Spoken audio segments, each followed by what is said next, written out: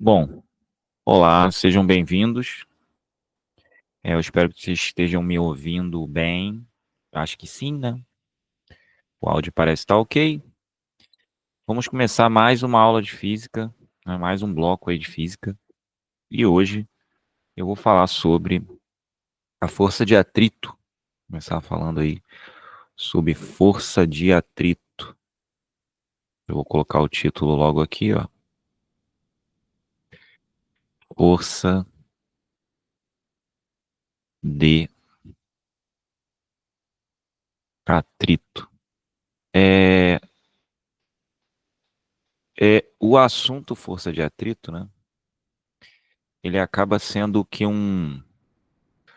para usar o linguajar atual, aí um spin-off, né, de leis de Newton, porque é como se fosse um extrato, né, um pedaço da teoria envolvida aí no estudo das forças. Mas é aquela velha história, né? A gente acaba, nenhuma matéria está totalmente solta, elas sempre estão entrelaçadas. Então a força de atrito, na verdade, né, para usar aí já o gancho necessário, ela é parte da força de contato,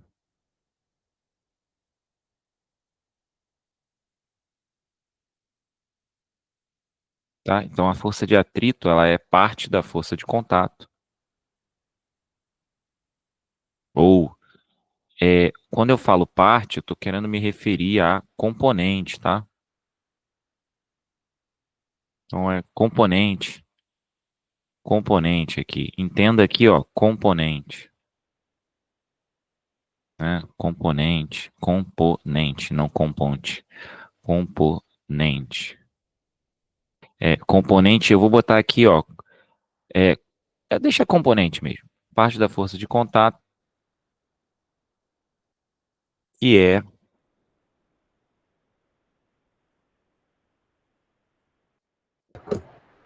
aqui, ó, paralela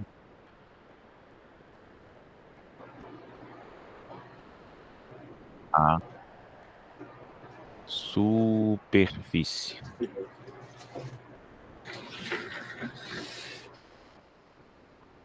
Beleza? Então, quando a gente está falando aqui de, de força de atrito, a gente está falando disso. A gente está falando de a parte da força de contato, né, que é paralela à superfície, beleza? É, e por quê? Porque quando eu falei de força de contato, né, vou lembrar aqui brevemente dessa ideia, a gente tinha aqui, ó, duas componentes. Então, uma componente era chamada de normal e a outra componente, força de atrito, né? Então, uma delas era normal. A normal é aquela que é normal, ou seja, perpendicular à superfície. E a outra é que é paralela à superfície, que é a força de atrito.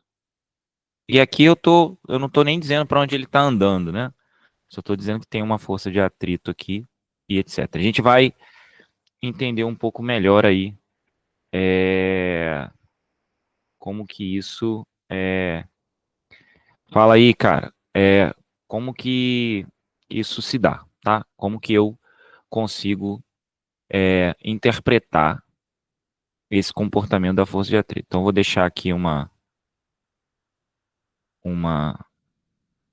junção das duas aqui, ó. E essas duas juntas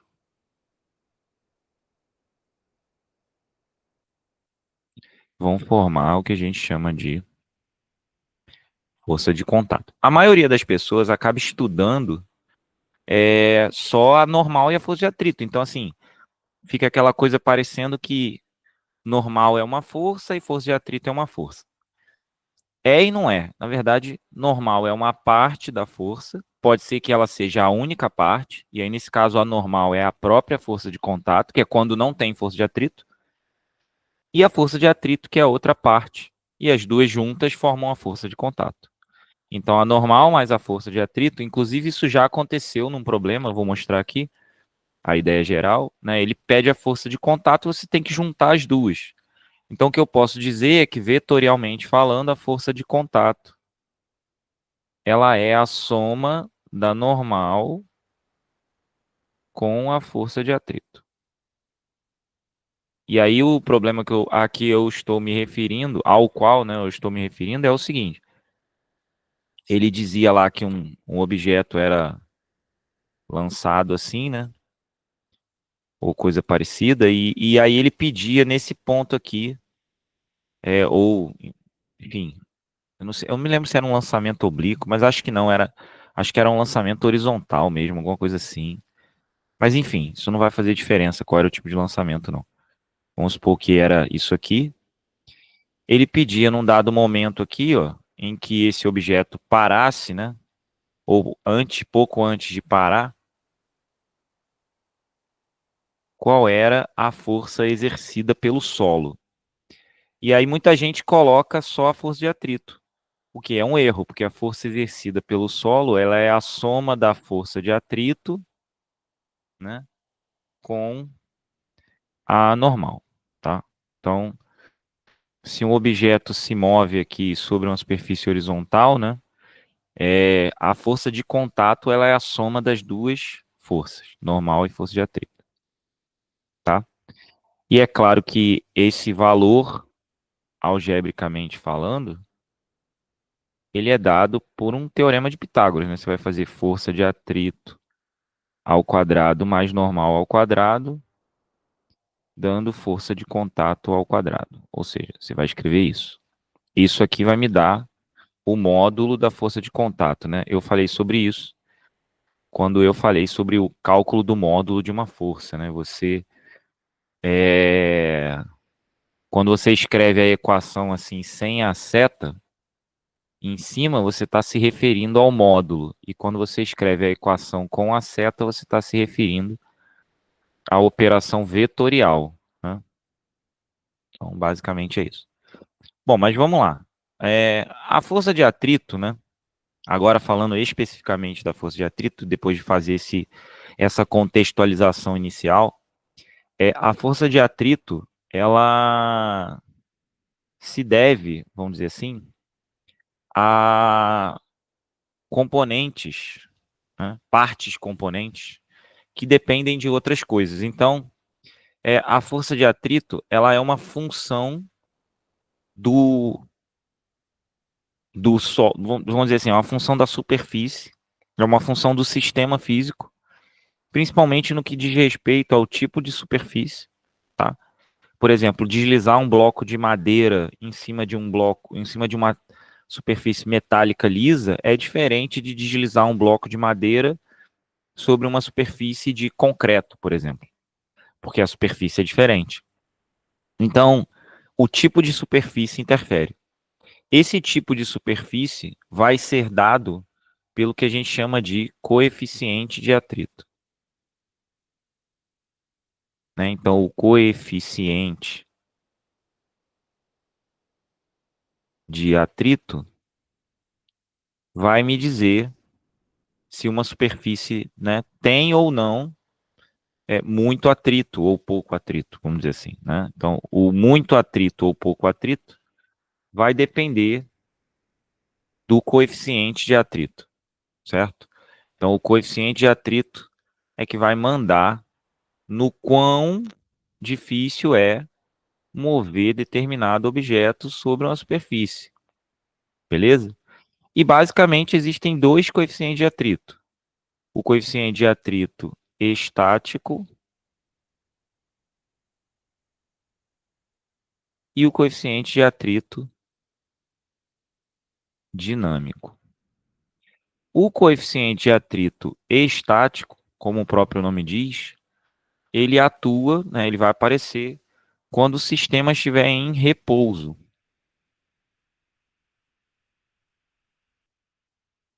né? E o coeficiente de atrito dinâmico quando estiver em movimento, obviamente, tá? Então são dois coeficientes de atrito aqui para trabalhar. O coeficiente de atrito em repouso, que é o coeficiente de atrito estático, em geral ele é maior, né? Normalmente a gente representa o coeficiente de atrito pela letra grega mi, que é a mesma letra grega, né, que a gente usa lá no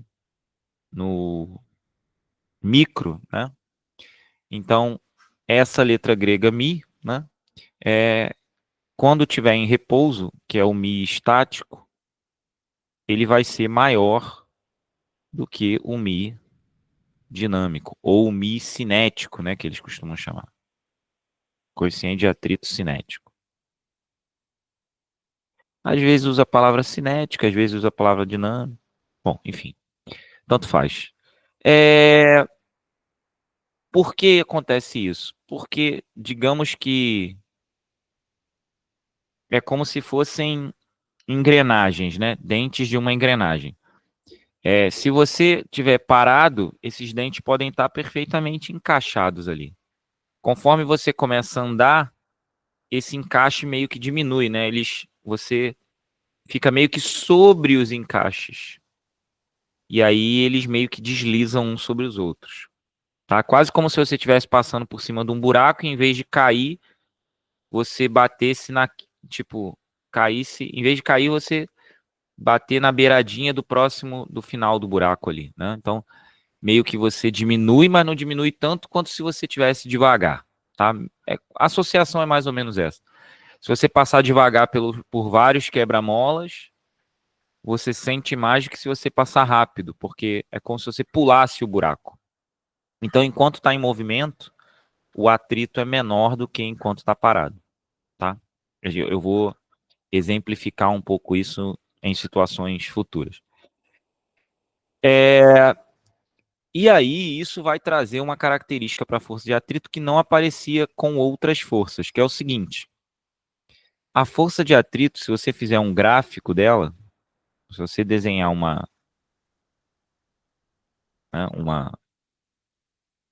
representação gráfica, o que você vai perceber é o seguinte, que a força de atrito, vamos colocar aqui embaixo F. Vamos colocar aqui em cima força de atrito. Tá? Isso, daqui são os módulos. Enquanto você começa a fazer força aqui, ó, a força de atrito vai aumentando. Ela começa em zero e vai aumentando. Até chegar num determinado valor. Eu vou tentar fazer bem dividindo assim, ó, porque é isso que vai acontecer, tá? Então, enquanto você começa a fazer força, ela vai aumentando. Esse ângulo aqui, ó, que vai aparecer aqui embaixo, ele vai ser um ângulo de 45 graus. Esse ângulo aqui, tá? Vai ser sempre de 45 graus. E aí, em cada momento dessa linha azul, a força feita vai ser igual à força de atrito. Depois que você chega nesse ponto, a tua força de atrito vai ter uma leve diminuição aqui. E aí depois ela fica, não é bem assim a diminuição, mas é como se fosse assim, ó, uma quebradinha no gráfico aqui. Tentar fazer assim, ó, e ela fica estável. Se eu consigo fazer assim, pronto. Acho que assim tá razoável. Então ela tem uma leve diminuição, né? Ela diminui um pouquinho e fica estável. A partir desse momento, quem está atuando é o Mi, né, o coeficiente de atrito cinético ou dinâmico. Tá? Então aqui, ó, a gente está tendo o Mi dinâmico. E até aqui a gente está tendo o Mi estático. Bom, aí como que é possível perceber isso no dia a dia? Quando você vai tentar mover uma coisa muito pesada, isso aparece com mais evidência. Se você tentar mover um sofá, uma mesa pesada, você começa a fazer força e ela não sai do lugar. É o que está acontecendo aqui, né? Você começa a aumentar a força e a força de atrito aumenta junto. Ela não se move de primeira. O objeto não se move de primeira. Só que chega um determinado momento em que você vence a força de atrito. É nesse momento aqui. E aí você tem meio que um movimento brusco. Você começa a andar repentinamente. Por quê? Porque aí a força de atrito é menor do que a força que você está fazendo e o objeto começa a se mover de forma acelerada. Então, esse movimento brusco que ocorre quando você consegue vencer a barreira da força de atrito estática é a troca entre o coeficiente de atrito estático e o dinâmico. E aí você começa a se mover. Então, em geral, é isso que acontece. E o valor máximo da força de atrito, né? O valor máximo da força de atrito sempre é μ vezes n. Ou seja, a força de atrito máxima depende da normal aplicada, certo? Então, é, essa força de atrito máxima, né, é, ela vai até um determinado valor. Essa normal é a normal com ele sobre uma superfície, tá? Eu vou mostrar aí por que que você tem que se preocupar com isso. Então, essa aqui, ó, é a normal com ele apoiado sobre uma superfície. Essa normal aqui, ó, tá? Botou ele numa superfície, olhou a normal, essa normal é a normal, tá? Porque senão a força de atrito poderia ser infinita. Se você aumentar a normal, começa a apertar um objeto, apertar, apertar, apertar, apertar, apertar, a força de atrito é infinita, ele não vai. Não, né? Isso não existe, certo? A força de atrito é. A gente pode até imaginar essa situação, mas não é isso que acontece. Então, assim, a gente está pensando numa normal, né? É, que, que ela depende exclusivamente, né? De uma situação. Essa normal que eu tô dando é essa. Assim, você vai entender quando chegar a hora, mas pensa nisso que eu tô falando, né? Numa situação como essa, mi vezes n é a força de atrito, tá? Vai ficar claro quando chegar a hora, né? Então, assim, eu tenho que me preocupar, e isso é uma coisa que poucos livros, não poucos livros, mas se você for procurar na internet, às vezes você não vai ter acesso a essa informação, porque a pessoa fica falando só que força de atrito é mi vezes n, mas isso é a força de atrito máxima. Eu vou dar um exemplo aqui, você vai entender por quê. Ó, tá? Por exemplo, vamos lá. Digamos, então vou pegar o exemplo que eu acho que ilustra muito bem o que a gente quer dizer. Digamos que você tem um objeto cuja massa é de 5 quilos. E digamos que ele está sobre uma superfície cujo coeficiente de atrito estático é de 0,8 e cujo coeficiente de atrito cinético ou dinâmico, eu vou botar cinético, porque muitas vezes aparece cinético, é 0,6. Tá? Então você tem um objeto que está sobre uma superfície. Essa superfície, né, ela tem um coeficiente de atrito estático e dinâmico dado, né, por esses valores. Tá aqui o nosso objeto, certo? E aí aqui, ó, aparece uma força. Vamos colocar essa força de outra cor aqui só para poder. Então aparece uma força, beleza? Força F. Ok. Aqui, ó, vamos colocar o peso, né? Vai aparecer o peso aqui. Na vertical, obviamente, vai aparecer. anormal, certo? E é claro que se contrapondo ao movimento, vai aparecer a força de atrito. Tá? Aliás, eu vou desmistificar também uma coisa importante, que é a força de atrito está sempre contrária ao movimento? Claro que não, isso não existe. Né? Eu vou dar um exemplo simples agora que já mostra que isso é falso. Olha só, digamos que você tenha um objeto e em cima dele outro objeto. Aí você puxa o objeto de baixo para frente com uma força F e o objeto de cima vem junto, tá? E há atrito entre eles. Para onde está a força de atrito no objeto de cima? Para a direita. Está para a direita. E no de baixo está para a esquerda. Então, no de cima, no objeto marcado de azul, a força de atrito está para a direita.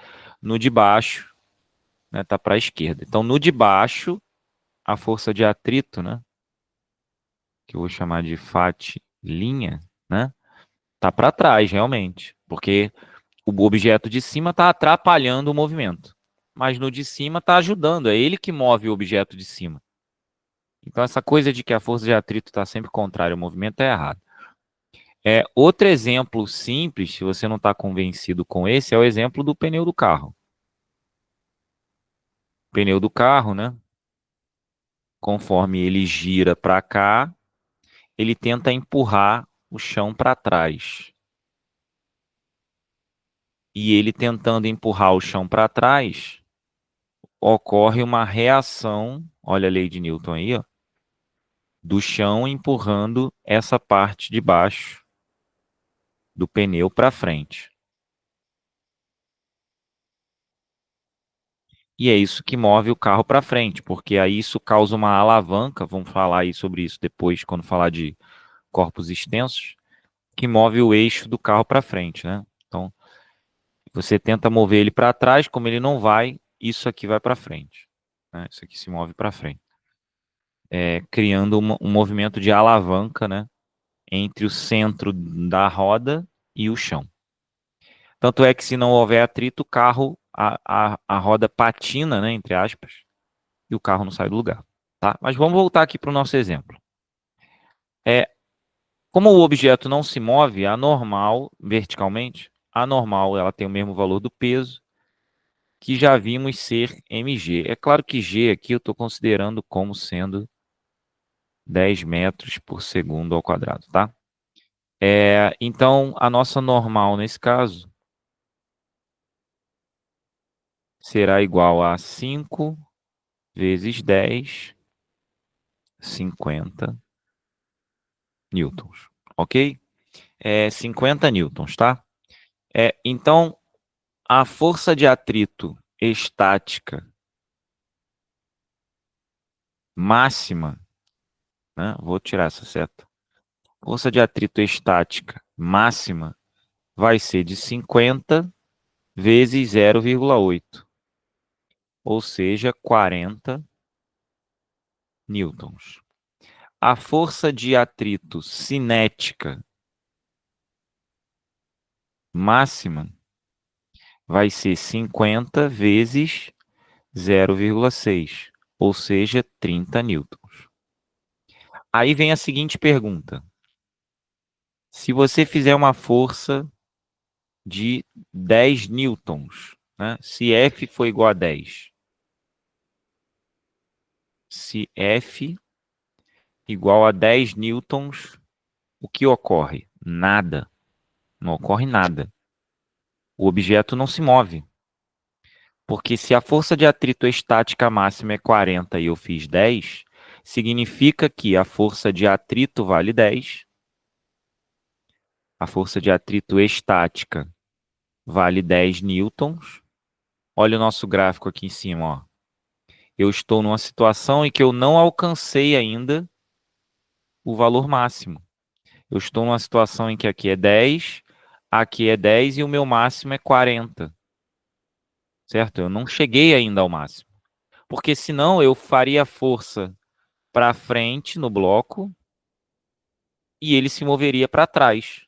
Porque eu teria para trás uma força de 40 newtons e para frente uma força de 10. Isso não faz sentido, certo? Então aqui, ó, o bloco permanece em repouso. O bloco permanece em repouso. Ok. Pergunta número B.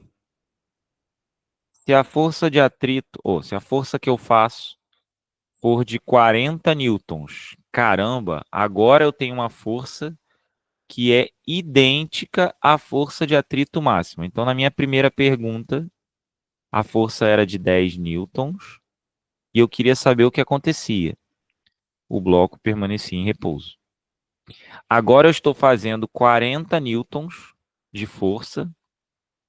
Claro que eu estou me referindo ao mesmo problema, obviamente, né?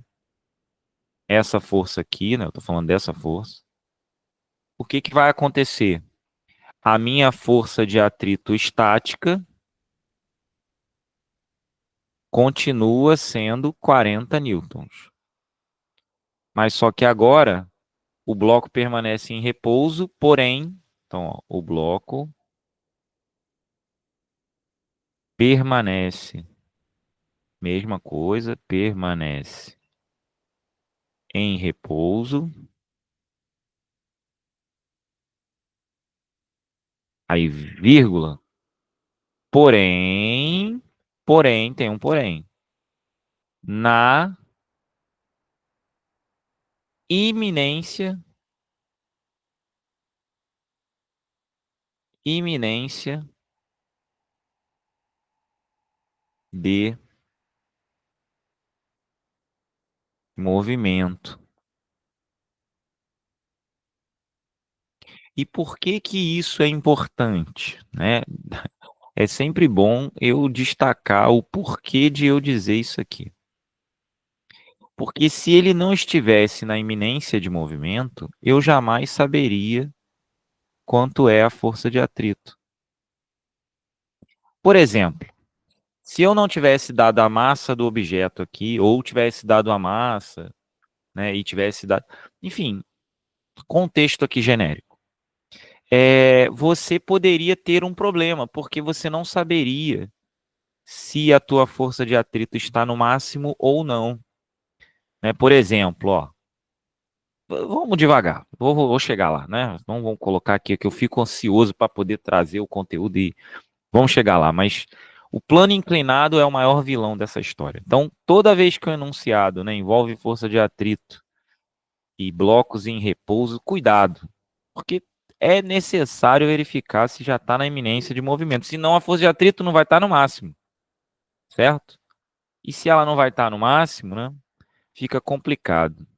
A pergunta que dá confusão é qual é o coeficiente de atrito. Que o coeficiente de atrito é ele que vai dizer quem é o máximo. E se não está no máximo, eu não posso afirmar nada. Mas vamos chegar lá, tá bom? E aí está na iminência.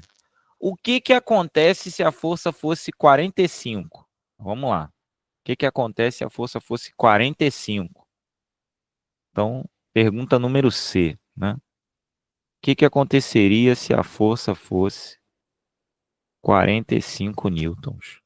Agora eu já ultrapassei a minha força de atrito estático, que era 40. Então, eu já coloquei o objeto em movimento. Porque se eu ultrapassei a força de atrito estático, eu terei uma força de atrito cinética. Então, eu terei uma força de atrito cinética que valerá 30 newtons. Isso significa o quê? Que o bloco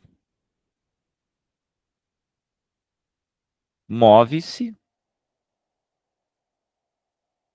acelerado. E é possível calcular a aceleração. Porque agora eu sei que ele se move para frente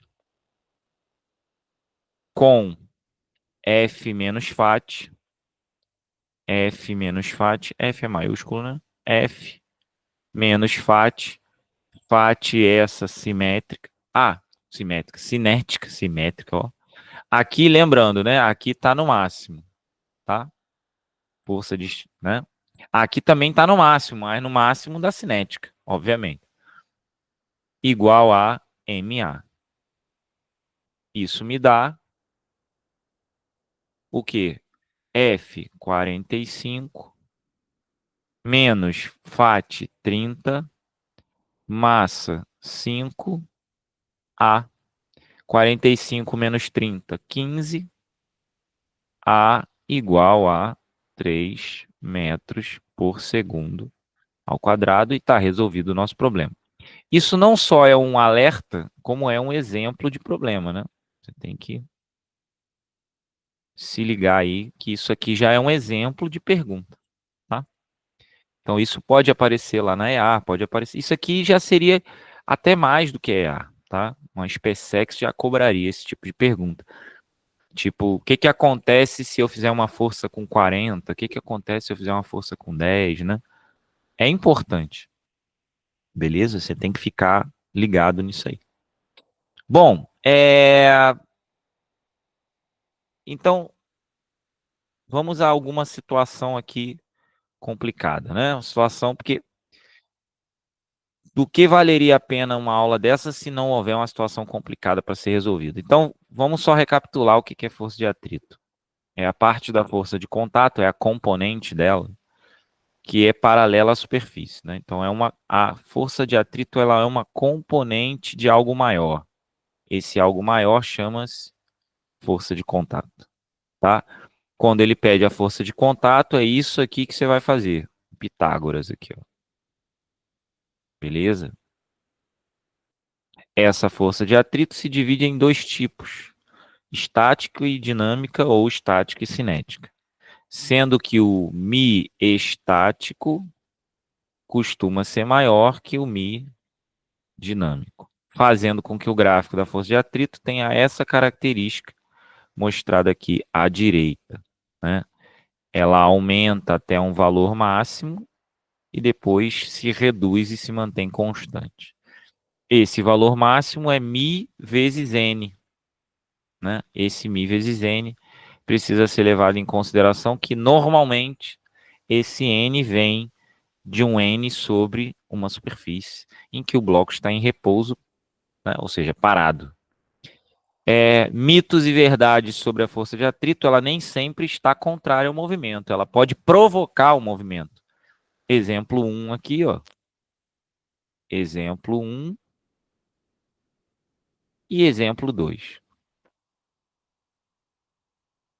E depois fizemos 3 perguntas a respeito da força de atrito, no que diz respeito a eu tentar mover um bloco com uma força que ainda não é maior do que a força de atrito, mas eu não sei disso, então eu preciso calcular.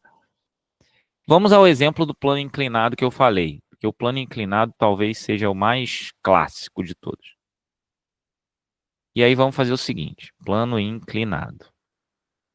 Plano inclinado, tá? Acho que esse talvez seja o calo de muita gente, né? Então vamos desenhar aqui um plano inclinado. E nesse plano inclinado, vamos colocar as forças atuantes. A primeira pergunta a ser feita é a seguinte: qual deve ser o coeficiente de atrito? Então, vou botar aqui um θ. Vou botar um bloco aqui de massa M.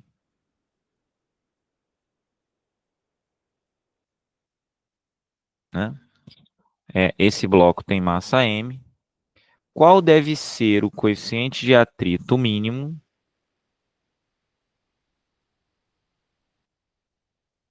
para que esse bloco permaneça em repouso com um ângulo θ?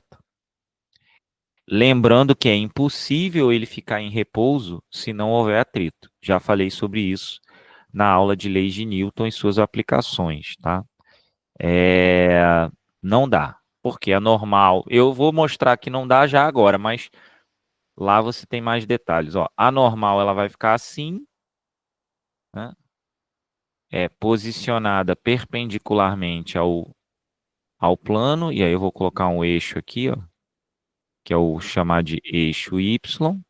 A gente vai ter forças paralelas ao eixo de descida do plano, né?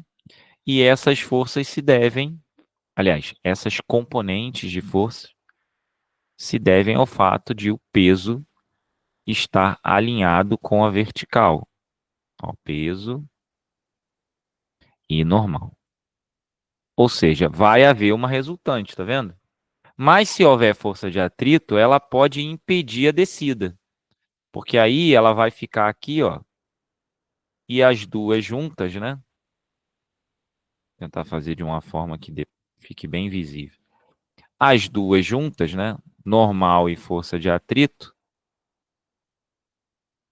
farão aqui, ó. Eu vou fazer e vou apagar, porque senão vai me atrapalhar, ó. Farão a resultante que equilibra o peso, né? Então, essa força aqui, ó, que é a força de contato, equilibra o peso e mantém ele parado. No entanto, eu preciso dela decomposta. Então, tá lá. Normal e força de atrito são as componentes. Repare que a teoria se encaixa perfeitamente. E agora, se essas três forças forem capazes de manter, né, capazes de manter o bloco em equilíbrio, ele não vai descer o plano. Para isso acontecer, eu vou prolongar aqui, ó. Já falei sobre isso também, vou prolongar aqui e vou mostrar de novo por que que esse ângulo aqui, ó, tem que ser o ângulo θ. Isso acontece porque aqui, ó, é um ângulo de 90, certo? Isso aqui é um plano sobre um plano inclinado apoiado sobre uma superfície horizontal, né? Se aqui é θ, né? Aqui sendo 90, eu vou chamar aqui de alfa. Só que aqui é alfa, aqui é θ, aqui é alfa, aqui é 90, aqui tem que ser θ. Então aqui em cima, ó, eu tenho que ter o mesmo ângulo verde que eu tenho aqui, ó. Então, de novo, ó, θ 90 alfa, triângulo retângulo. Alfa 90 θ. Então, o ângulo formado, né, pela normal, né, ou seja, pela linha que passa pela normal, né, e a linha que passa pelo peso, sempre é θ. Cuidado para não decorar isso, porque às vezes o cara me dá esse ângulo aqui, ó, e esse ângulo aqui não é θ, é 90 menos θ. Cuidado, tá? O ângulo θ eu já vi aparecer em problemas aqui, ó. Aí eu acho que é tranquilo, né? Porque fica claro que esse ângulo é θ, porque aqui, ó, paralela, paralela, transversal, né? Então ali é θ, tá de boa. Mas enfim, vamos voltar para cá. Peso, vou projetar o peso na vertical, vou projetar o peso aqui, ó, vai me dar um PX. Ai, desculpa, né? Vai me dar um PY. É porque isso aí também não faz diferença não, tá? Pode chamar de X o que você quiser, de Y o que você quiser. Eu vou chamar aqui de PY. Eu falei PY, escrevi PX. PY, porque normalmente a gente bota o Y na vertical. Aqui eu vou chamar de X, então aqui, ó, eu vou ter um PX. Então agora o meu peso está decomposto em PY e PX. De novo, não importa o nome do eixo, tá? Você pode botar PY na horizontal, PX, não vai fazer diferença. Agora vamos lá. Se eu sei, né, que PY equilibra normal, PY é igual a N, né? O bloco não se move ao longo do eixo Y. Então N é igual a mg vezes quem? Aí agora eu tenho que olhar para o triângulo, né? O triângulo é formado por PY, PX e P. Seno de θ, vou fazer esse triângulo separado aqui, ó. Ó, PY, PX, PY, PX e P. Ó. O P está apoiado assim, P. PY está apoiado assim. e PX está apoiado assim. Aliás, PX está virado para o outro lado. Tá assim. Então, PX, PY e P. E aqui é 90. Aqui em cima é θ. Então, seno de θ é PX sobre P. Né? E eu quero PX. Aliás, eu quero PY, né? Então, vai ser cosseno de θ. MG cosseno de θ. Estava trabalhando PY. Pronto. Repare, né? Só olhar aqui para a figura, acho que não tem nada demais. Ó. Olha para o ângulo aqui. Cosseno de θ, PY sobre P. Seno de θ, PX sobre P. Certo? Acho que fica tranquilo de ver assim. Deixa eu botar esse cosseno e seno mais para cima, só para a gente, ó. Cosseno de θ, PY sobre P. E seno de θ,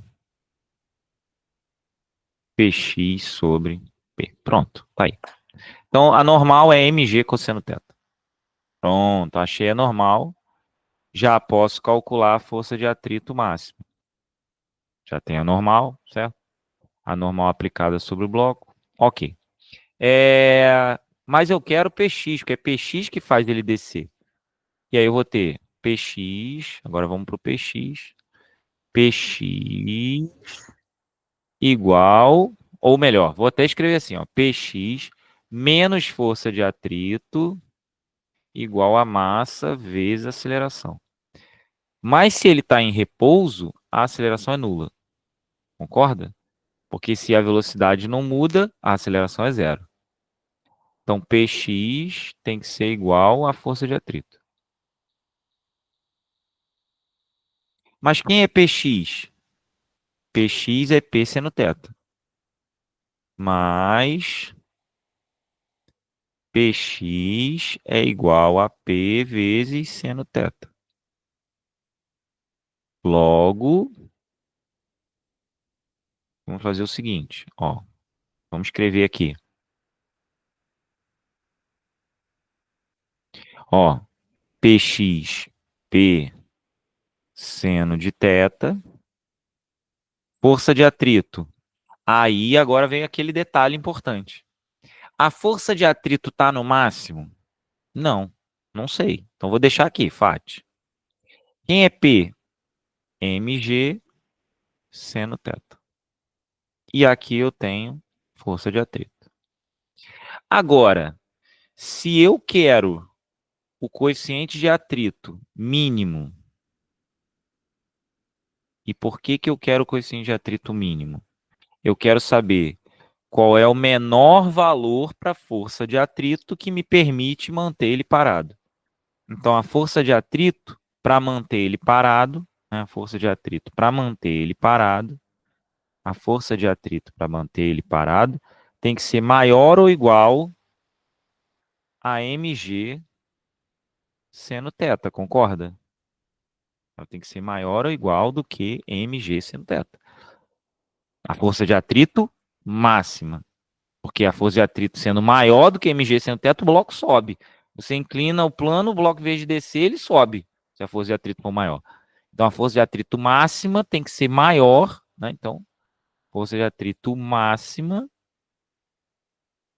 né? Ela tem que ser maior ou igual a mg seno θ. Concorda?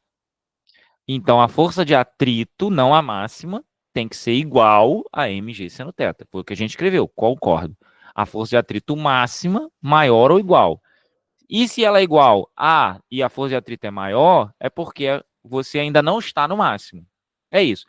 Exemplo numérico. Se a força de atrito máxima é 50 e mg seno θ é 40, significa que a força de atrito é maior do que 40, porém mantém em equilíbrio, porque a força de atrito é mg seno θ.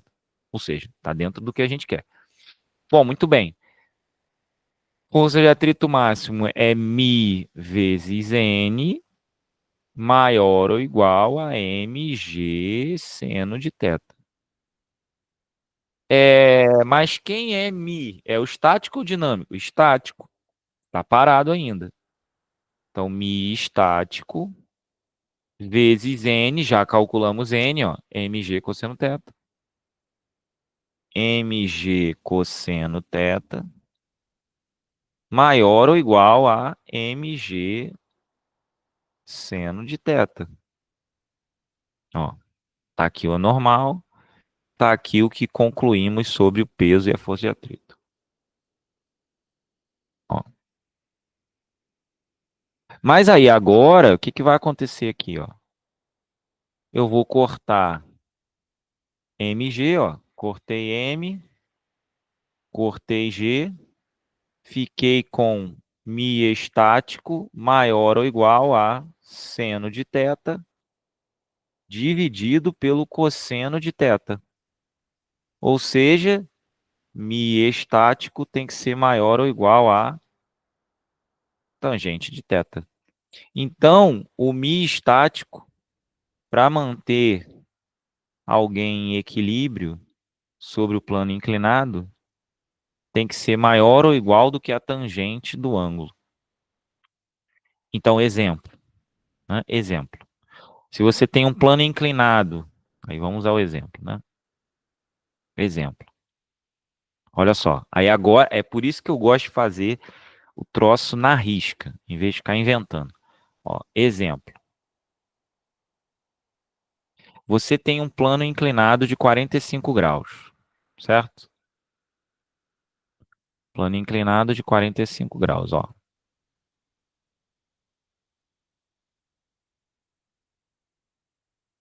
Tá? 45 graus. Vou botar 45 porque a tangente, né, é 1, ok? Só para facilitar a conta. E aí você tem um bloco aqui, ó, e outro. Repare que não depende da massa. E aqui você tem um bloco de 10 quilos. Beleza? Bloco de 10 quilos. A minha pergunta é,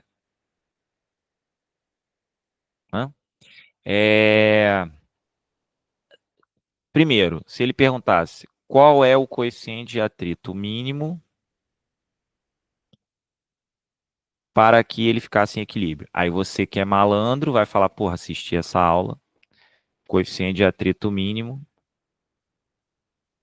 é 1. O mi estático mínimo é 1, para ele ficar parado. Aí o problema vai, tá? Então essa primeira pergunta que podia aparecer, você já sabe o que fazer. Tem que dar 1. Ok. Primeira pergunta é essa. Aí a segunda pergunta que o problema pode fazer é assim: ele te dá o coeficiente de atrito, tá? Então essa era a primeira pergunta. Pergunta número 1. Pergunta número 2. Ele diz assim, ó: sabendo que mi é igual a 1,5, calcule a. Eu vou fazer melhor. Vou botar assim, ó: calcule a aceleração do bloco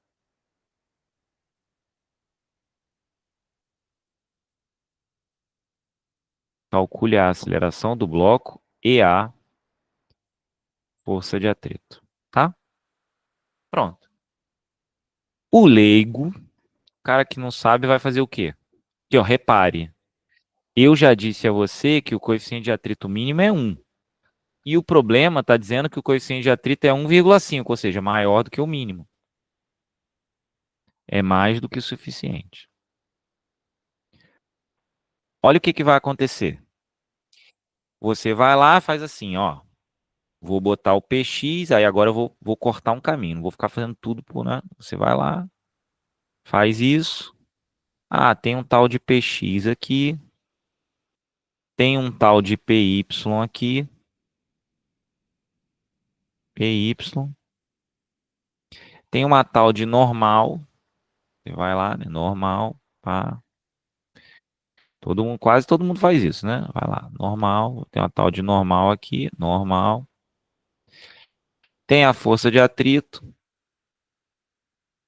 Tem a força de atrito. FAT. Beleza. Tá tudo ok. Aí o que que a pessoa vai? O bloco não se move, aí ele vai, faz isso, ó. O bloco não se move. N igual a PY. Aí ele vai, malandramente, N mg, lembre-se do que falamos, ó, tá aqui a linha que passa pelo peso, certo? Tá aqui a linha que passa pelo peso. Esse ângulo aqui, ó, é 45, certo? Então, mg cosseno de 45. Aí ele vai dizer, não, normal, fácil. mg, 10 vezes 10, g igual a 10, massa 10, 100 vezes cosseno de 45. 100 vezes raiz de 2 sobre 2, 50 raiz de 2 newton. Pô, beleza, cheia normal, 50 raiz de 2. Aí ele parte para a segunda etapa. Px menos fat igual a massa vezes a aceleração. Aí ele vai e mede. Px, mg, seno de 45, menos fat, igual a ma. Ok. Aí massa 10, aí você vai lá, coloca lá, massa 10, g é 10, seno de 45, raiz de 2 sobre 2. Eu vou deixar o fat para o final. Fat, ma, 10a. Ficamos aqui, ó, 50 raiz de 2, simplifica aqui, ó. 50 raiz de 2. Força de atrito, mi vezes n. Mi vezes n. Você estudou pra caraca, sabe tudo, assistiu no YouTube várias aulas, aí você, ó, eu já aprendi lá com fulano, que é mi 1,5, 1,5 vezes n. Mas quem é n? Tá calculado aqui em cima, 50 raiz de 2. Isso é igual a 10a. Aí, ó, 1,5 vezes 50 dá 75. Então vai ficar 50 raiz de 2 menos 75 raiz de 2 igual a 10a. Aí 50 menos 75 não vai vacilar, né? Que se você forçar a barra aqui, você se dana. Menos 25 raiz de 2. Se você não botar o menos, né? Aí também é erro banal.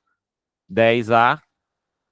Então o A vai ser negativo, menos 2,5 raiz de 2. Ué, o que que isso quer dizer? Exatamente o que eu disse antes. Você está tendo uma força de atrito que não é a máxima. Você não errou. Na verdade, errou, mas não errou porque a conta está errada. A conta está certa, só que não é essa conta que responde o problema. A força de atrito não é máxima, porque a força de atrito máxima, né, ela só acontece quando a força que se contrapõe a ela é maior do que, né, ela ou igual. E aqui não está acontecendo. Px não superou a força de atrito máxima. Px está nesse caso aqui, ó. Tá vendo? Ou nesse caso aqui, ou nesse caso aqui. Então, na verdade, o que que aconteceu aqui? A força de atrito máxima. Então, vamos voltar. Isso aqui está certo, a conta está certa, não tem nada de errado. Só que você não pode ter um bloco subindo. Isso aqui indicaria o bloco subindo. Aceleração negativa indicaria o bloco subindo. E como que o bloco pode subir se era para ele descer? Certo? Não pode. Não pode. Então, o que que eu vou fazer? A força de atrito máxima, quem é? Mi 1,5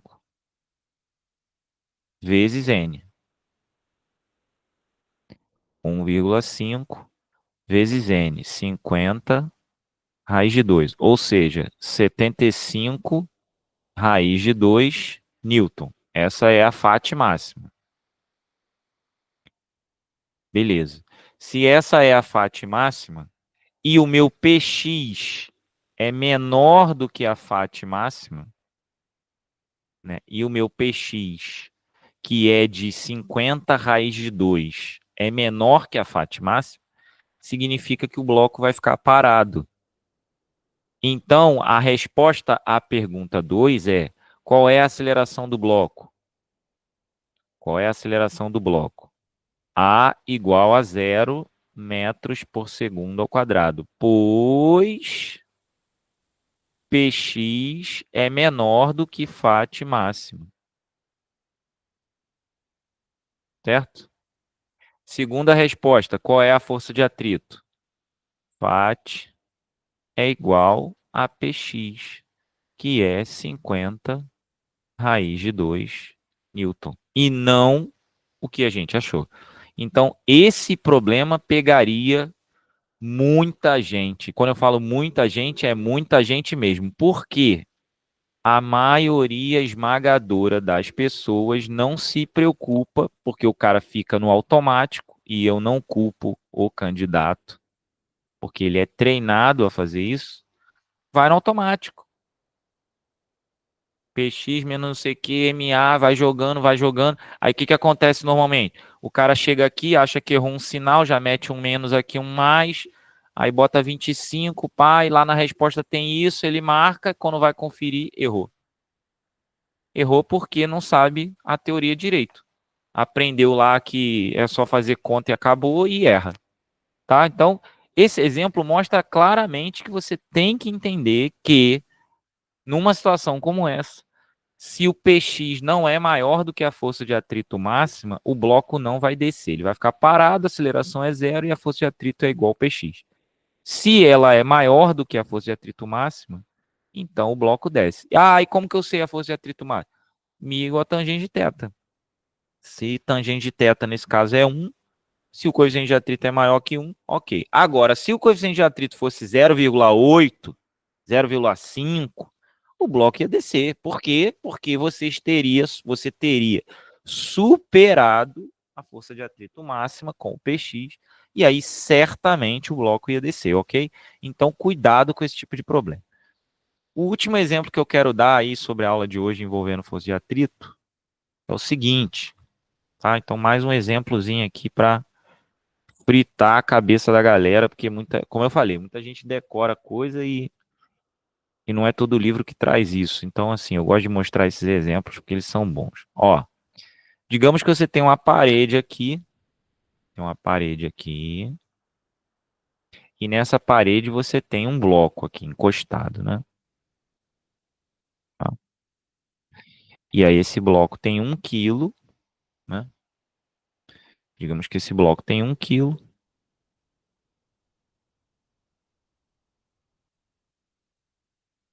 1 quilo. Deixa eu botar aqui dentro, ó. 1 quilo. Digamos que esse bloco tem 1 quilo. 1 quilo. Pronto.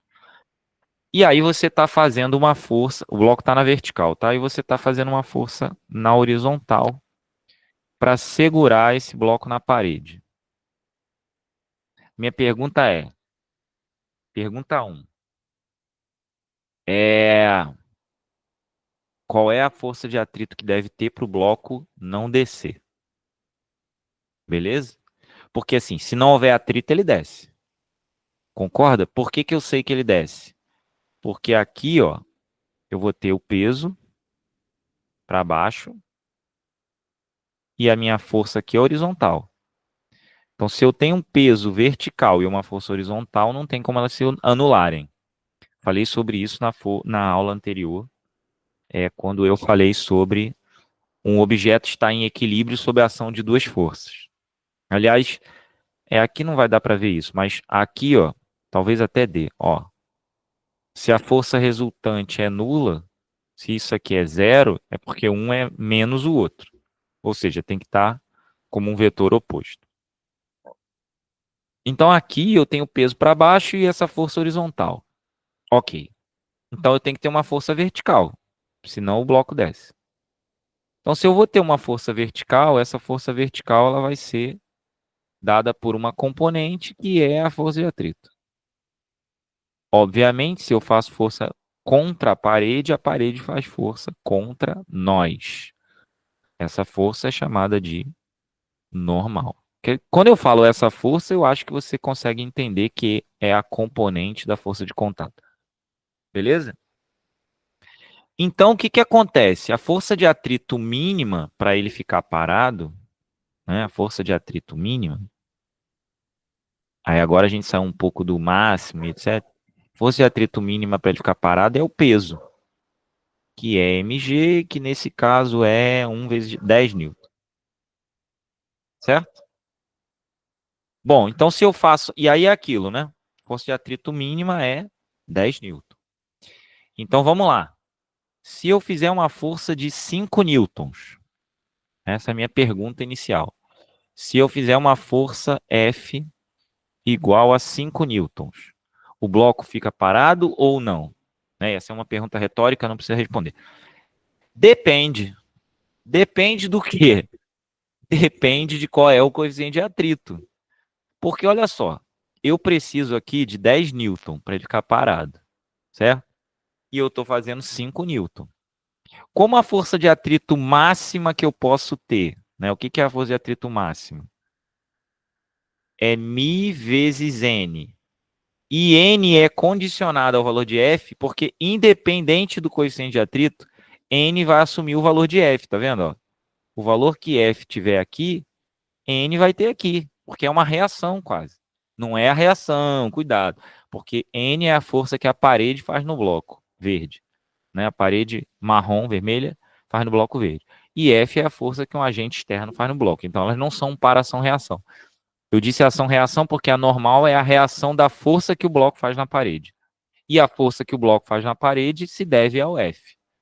Beleza? Então, NF, né, tem a ver com paração-reação, mas não são estritamente paração-reação. Então, a força de atrito máxima vai depender do N. E o N, nesse caso, é 5. Então, se o N, nesse caso, é 5, eu vou ter um μ vezes 5. Aí depende. Se eu conheço o valor de μ, eu vou saber se é suficiente ou não. Então, vamos estipular um valor de μ. Digamos que μ, né, μ seja igual, vamos botar um valor μ seja igual a 0,2. Pronto. Um atrito pequeno. Se μ é 0,2, a força de atrito máxima possível é 0,2 vezes 5. Ou seja, 1 newton. Então, não vai ficar parado. Não vai ficar parado, porque o peso é 10 e com essa força que eu estou fazendo na parede, a força de atrito no máximo chega a 1. Beleza, vamos manter as condições. Aí eu aumento, né, a força para 50. Quer dizer, se eu botar 10, vai dar 2, né? Enfim. Vamos aumentar essa força para 50, para a gente acelerar o processo. Letra B. Vamos aumentar essa força para 50. F, então, passa a ser 50 newton. Começa a fazer muita força. Espremer o bloco na parede com raiva. A minha força de atrito máxima vai ser μ 0,2 vezes 50. 0,2 é 1/5, né? Então vai dar 10 newton. Opa! Agora falou a minha língua. Agora, esse coeficiente de atrito, ele é capaz de contrapor esse peso e o bloco fica na iminência de se mover.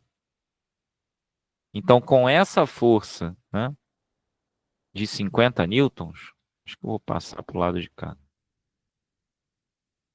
Eu agora tenho uma força de atrito que é de 10 newton e um peso de 10 newton. Então, agora eu estou segurando ele, que ele está quase caindo, mas eu estou segurando. Então, aqui ele vai estar na iminência de se mover. Beleza? Então, ele vai estar, ó, na iminência. Cuidado para não confundir iminência com eminência.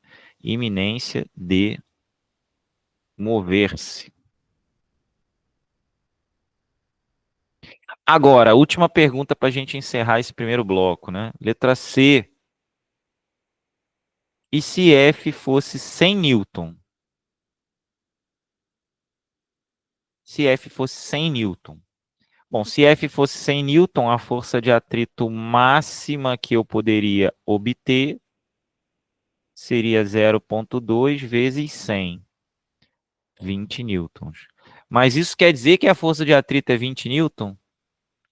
Não, não é 20 newton. Quer dizer, ela não é infinita. Senão eu poderia fazer uma força infinita. Isso quer dizer que eu estou fazendo mais força do que o necessário. O bloco vai ficar parado, a força de atrito não vai ser 20, vai ser 10. Então a força de atrito vai ser menor do que a força de atrito máxima e ela vai ser de 10 newton. Então eu vou ter uma força de atrito de 10 newton, que é o suficiente para manter o bloco parado.